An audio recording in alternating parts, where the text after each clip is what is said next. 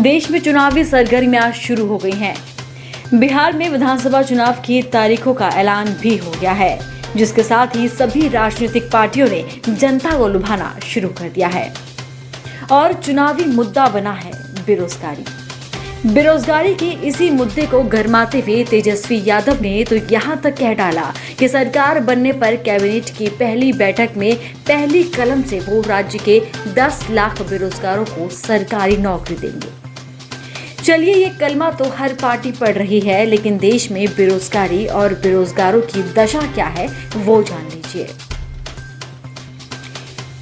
Centre for monitoring Indian economy की ओर से जारी आंकड़ों के अनुसार सितंबर से दिसंबर 2019 के 4 महीनों में देश की बेरोजगारी दर बढ़कर 7.5% पहुंच गई।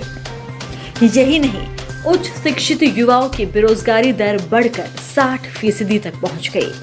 वहीं अंतर्राष्ट्रीय श्रम संगठन की एक रिपोर्ट ने अनुमान लगाया है कि इस साल बेरोजगारी का आंकड़ा बढ़कर लगभग 2.5 अरब हो जाएगा। वहीं CMIE की रिपोर्ट कहती है कि मई अगस्त 2017 के बाद लगातार 7वीं बार बेरोजगारी बढ़ी है। मई अगस्त 2017 में बेरोजगारी की दर 3.8% थी। CMIE ने एक सर्वे किया। इस सर्वे के अनुसार ग्रामीण भारत की तुलना में शहरी भारत में बेरोजगारी की दर ज्यादा है। इस सर्वे में 1,74,405 परिवारों से बात की गई, उसी के आधार पर रिपोर्ट तैयार की गई।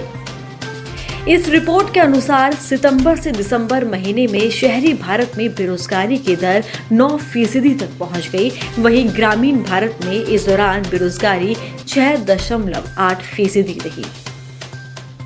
ग्रामीण भारत में बेरोजगारी के स्तर को लेकर इस रिपोर्ट में कहा गया कि ग्रामीण भारत में बेरोजगारी की दर कम है, लेकिन गांवों में जो रोजगार है उसका स्तर भी बहुत खराब है। अब देश की विडंबना ही देखिए, जहां कहा जाता है कि पढ़ोगे लिखोगे तो बनोगे नवाब, लेकिन ये रिपोर्ट कहती है कि देश में शहरों में बेरोजगारी का स्तर अगर कहीं ज्यादा है तो वो है शिक्षित युवाओं में।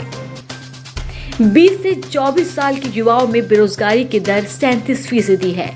ग्रेजुएट में बेरोजगारी की औसत दर साल 2019 में 63.7% तक पहुंच गई। इस रिपोर्ट के अनुसार उच्च शिक्षित युवाओं में बेरोजगारी की दर पिछले 3 साल के मुकाबले सबसे खराब है। साल 2016 में उच्च शिक्षित युवाओं में बेरोजगारी की दर 47.1% थी। वहीं 2017 में ये 42% और 2018 में 55.8% थी, यानी 2019 में सबसे खराब दौर रहा। वहीं कोरोना काल ने बेरोजगारी पर जोरदार वार किया है। युवाओं को रोजगार तो नहीं मिला, लेकिन हाँ, कई लोग बेरोजगार जरूर हो गए। चलिए अब बात करें बेरोजगारी पर हो रही राजनीति की। विपक्षी दल चिल्ला चिल्ला कर केंद्र सरकार को जिम्मेदार ठहरा रहे हैं।